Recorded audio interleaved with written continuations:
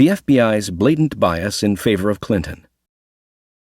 Comey's actions in absolving Clinton were roundly condemned by the Inspector General, citing misjudgments, bias, insubordination, and unprofessionalism. But many of his top lieutenants were guilty of the same. Notes and emails show that it was a collective endeavor to sanitize the director's initial statement. Clinton was the beneficiary of what FBI Deputy Director Andrew McCabe described as the HQ Special, that is, special status at the Bureau's headquarters. Comey and his deputies handled the case instead of agents at the Washington, D.C. field office. That departure from normal procedures allowed the case to be massaged in a way that would achieve the preconceived outcome they desired. Had the field office investigated and managed the case, Clinton almost certainly would have been indicted for her criminal acts. Though Comey publicly maintained that the Clinton matter, as Attorney General Lynch insisted it be called, was managed in an apolitical and professional manner, private text messages exchanged between Strzok and Page contradicted this. Both individuals played pivotal roles in clearing Clinton. They were neither fair nor impartial. Their texts, uncovered by the IG, were replete with adoring compliments of the very woman they were supposed to be investigating. They lauded Clinton's nomination and stated, "God, she's an incredibly impressive woman, and she just has to win now." But the fix was in several months before Clinton secured the nomination. As she was still being investigated and more than 4 months before the FBI would even interview her, Page predicted that Clinton would become president. Of course, that would have been impossible if the FBI had recommended a criminal indictment. That was not what top officials at the agency intended to do. In a text to Strzok on February 24, 2016, Page warned him that any aggressive tactics would backfire on the Bureau once they absolved Clinton and she became president. Page: "She might be our next president. The last thing you need is us going in there loaded for bear. You think she's going to remember or care that it was more DOJ than FBI?" Strzok: "Agreed." It's worth underlining how unusually naked the concern is here. It's easy to suspect that Clinton benefited from special treatment because agents feared retribution, but it's astonishing to see that someone put it in writing. At the same time, a similar message was sent to McCabe and another FBI official. Page, Strzok, and others at the Bureau were operating their investigation on the assumption, or, more likely, advance knowledge that Clinton would never be charged. That was reinforced by another text sent by Strzok on March 3, 2016, when he wrote, "God, Hillary should win 100 million to 0.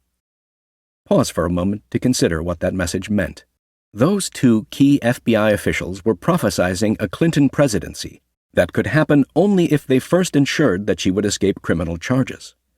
Many members of Congress were outraged over the Strzok-Page texts when they were discovered and released by the Inspector General. They demanded answers, but the FBI stonewalled efforts to force Strzok and Page to testify.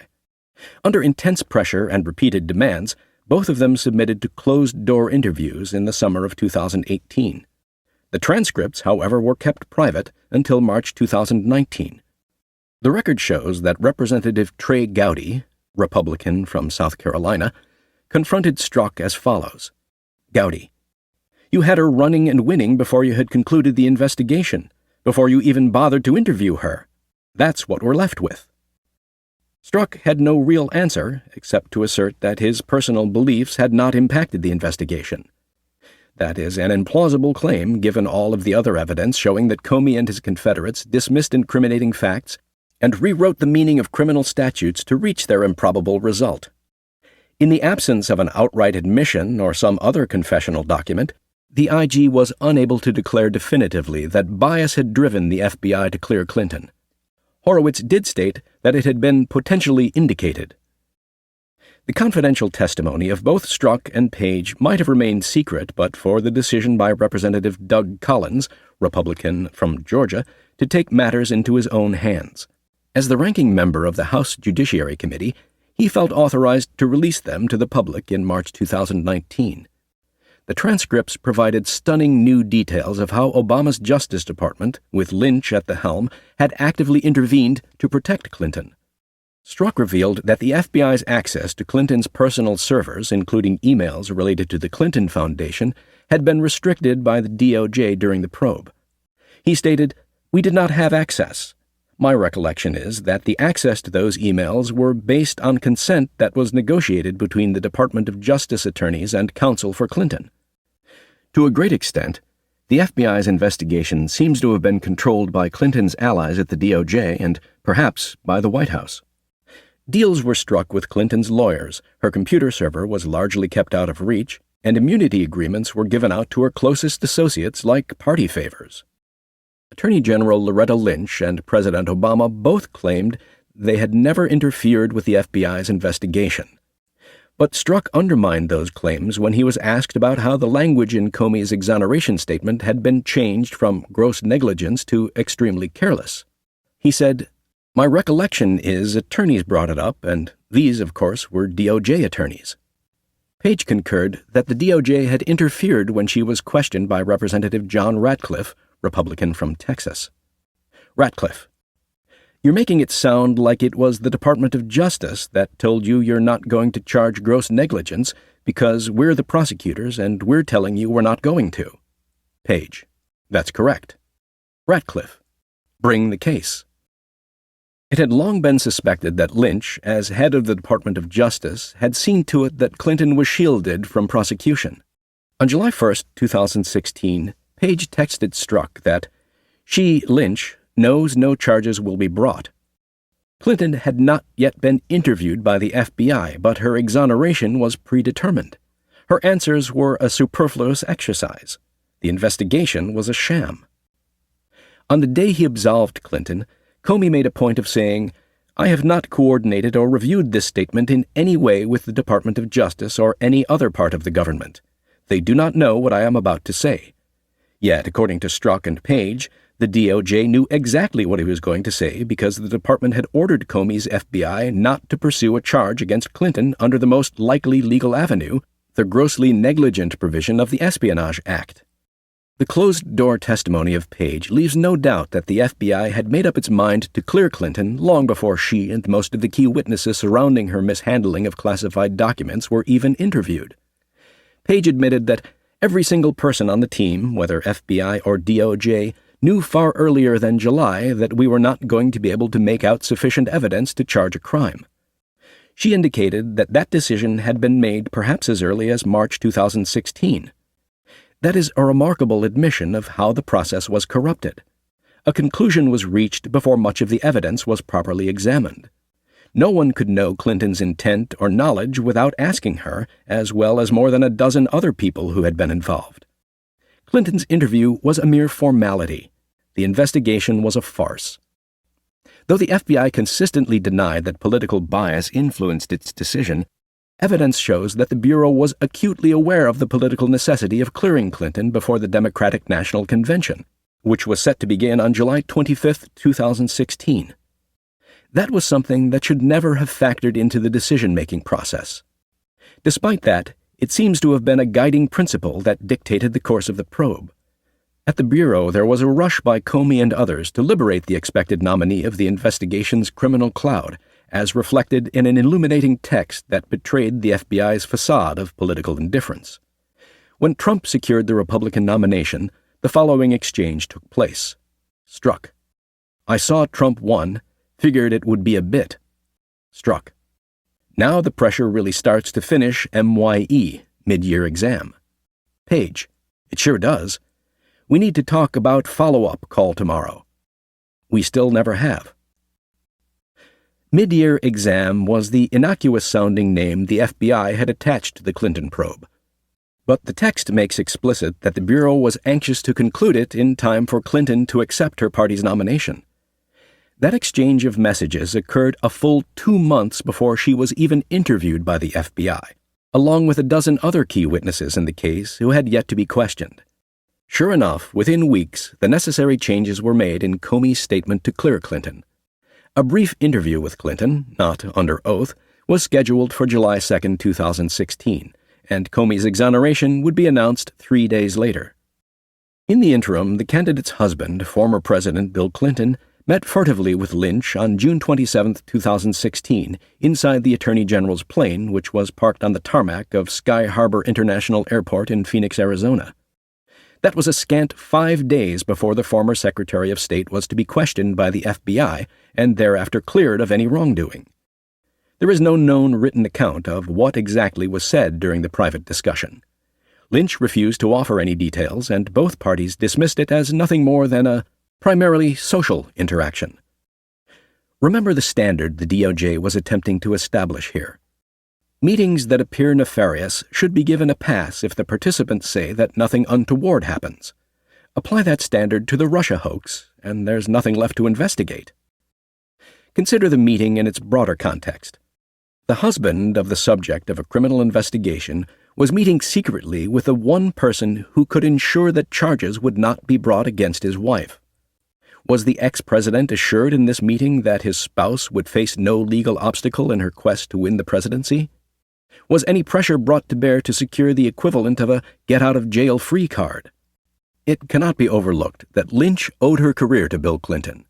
She was required under federal regulations to recuse herself from the government investigation because of both a personal and a professional relationship with the spouse of its subject. She refused to recuse herself, saying only that she would accept the recommendations of the FBI.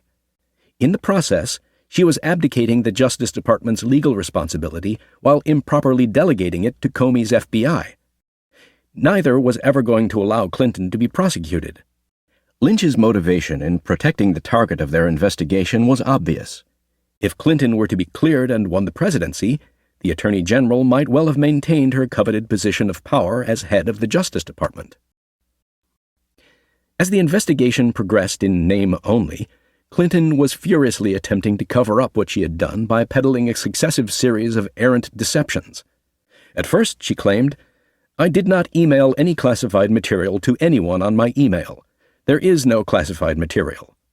When evidence surfaced to the contrary, she changed her story to say, "I never sent or received any information that was classified at the time it was sent or received."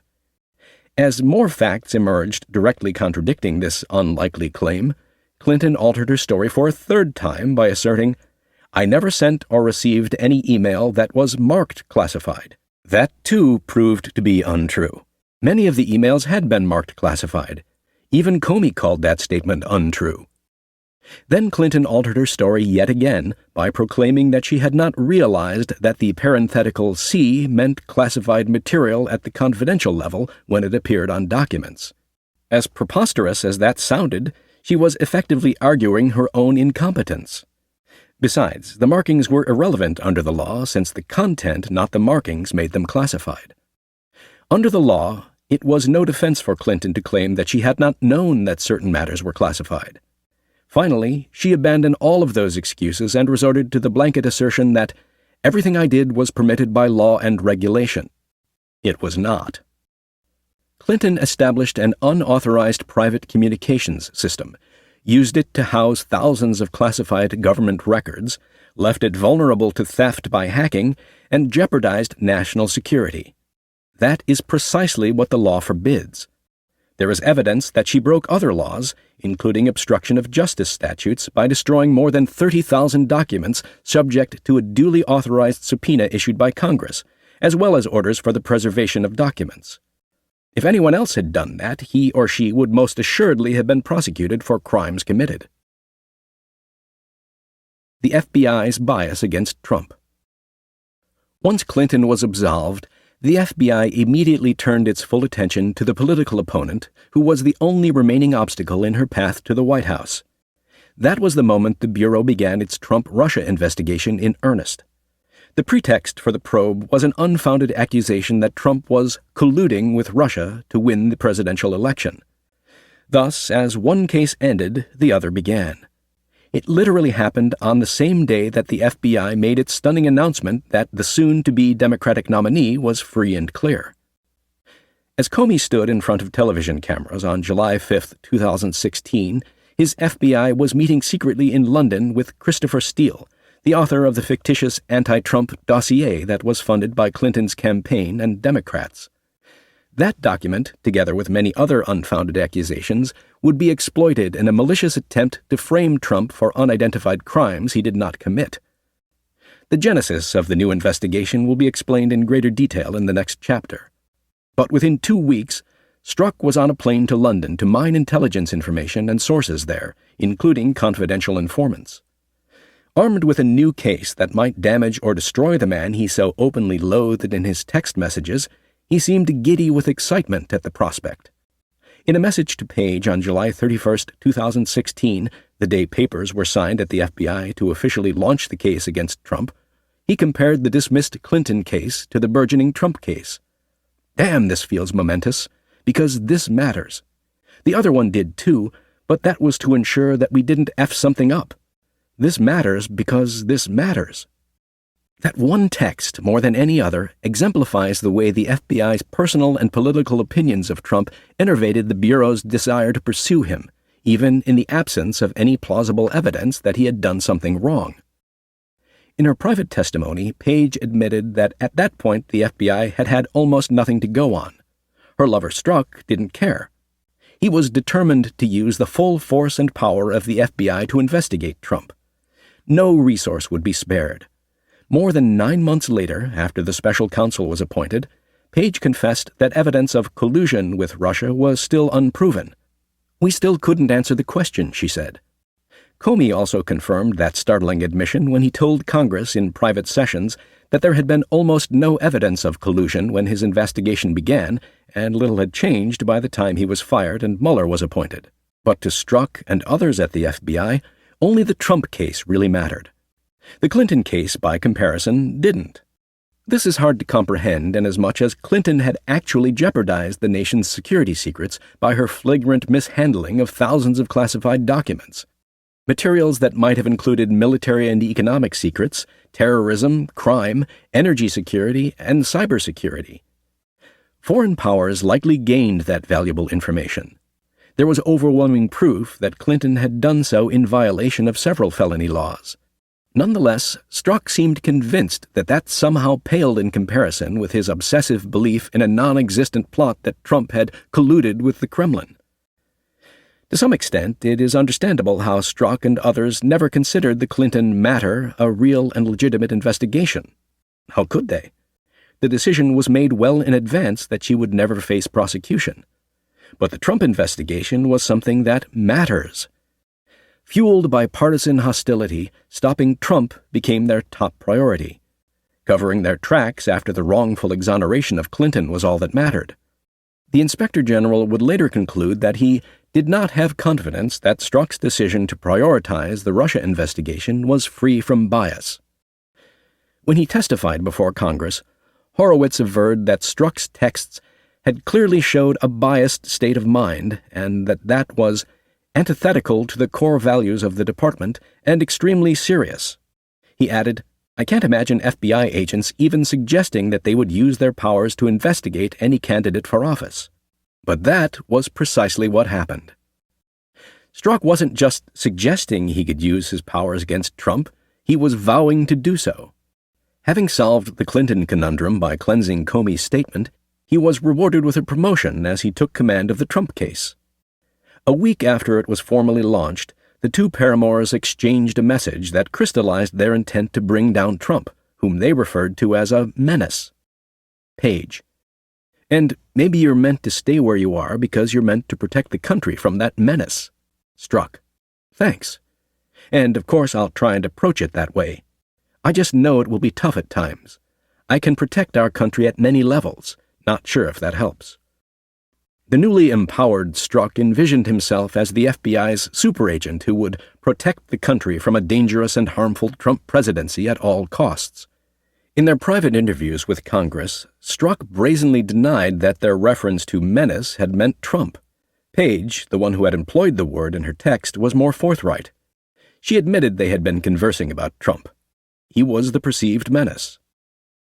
2 days later, Page became distressed at Trump's rising status in the polls and precipitated another text exchange about the possibility that their favorite candidate, Clinton, might lose her bid to become president. Page. "He's not ever going to become president, right? Right?" Strzok. No, he's not. We'll stop it." Strzok was now the lead FBI agent in charge of the 1-week-old Trump-Russia collusion investigation.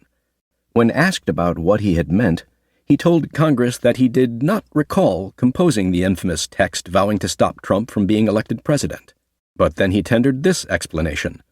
"What I can tell you is that text in no way suggested that I or the FBI would take any action to influence the candidacy." That was a remarkably dexterous justification for something he did not remember doing. When confronted with dozens of other messages extolling Clinton and disparaging Trump, Strzok had the temerity to say, "I do not have bias." Later, he claimed, "Those text messages are not indicative of bias."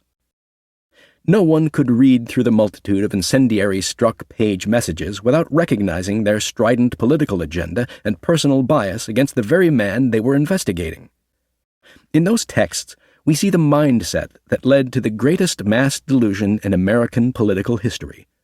Without any factual basis, without anything more than a perverted kind of wishful thinking, two people who should have known better decided that only a vast international criminal conspiracy could have led to President Trump's election.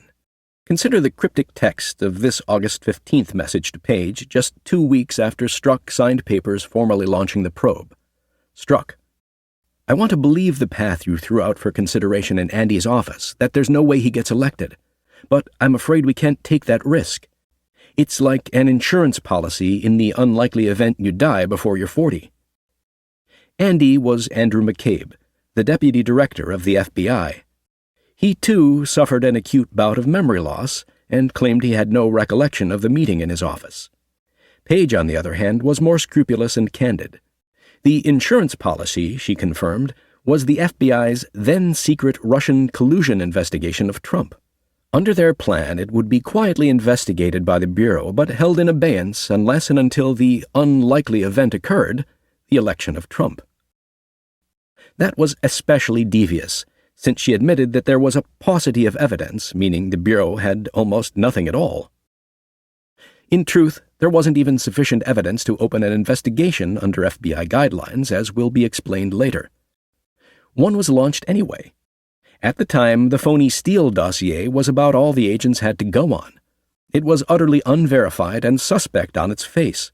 But that didn't seem to matter because the FBI assumed that Trump would never win. If he defied all expectations and prevailed on Election Day, it would then kick its probe into overdrive. The spurious allegation that Trump was a Russian asset would be pursued with vigor. In the minds of officials there, Trump was a threat only if he became president. The chimera of collusion might then be used against him to undo his presidency. It was the FBI's version of an insurance policy against the risk of Trump.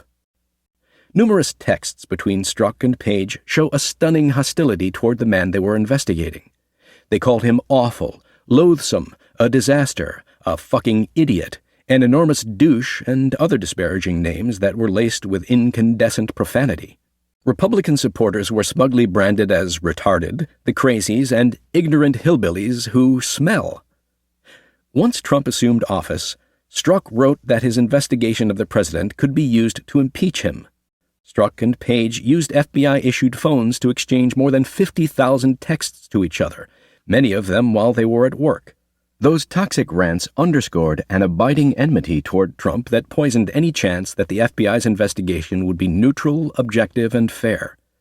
Attorney General William Barr agreed. Well, it's hard to read some of the texts and not feel that there was gross bias at work, and they're appalling. Those were appalling. And on their face, they were very damning, and I think if the shoe was on the other foot, we could be hearing a lot about it. Just as Strzok and Page played a pivotal role in driving the collusion case against Trump, they were also a driving force in clearing Clinton. Their text missives were replete with adoring compliments of the Democratic candidate, lauding her accomplishments and predicting how she would coast to victory in the election. Just 2 weeks after the FBI exonerated Clinton, Page was celebrating her nomination when she wrote, "Congrats on a woman nominated for president in a major party. About damn time. Many, many more returns of the day." Later she warned, "We do not want this election stolen from us." That text shows just how deeply invested the FBI was in helping Clinton evade prosecution. Comey, Strzok, Page, and others had worked hard to bury evidence and shield her from legal jeopardy. They did not want an outsider like Trump to sabotage their labors by stealing the election from them. They had a greater attachment to their own power than to the public good. Trump was a threat to them.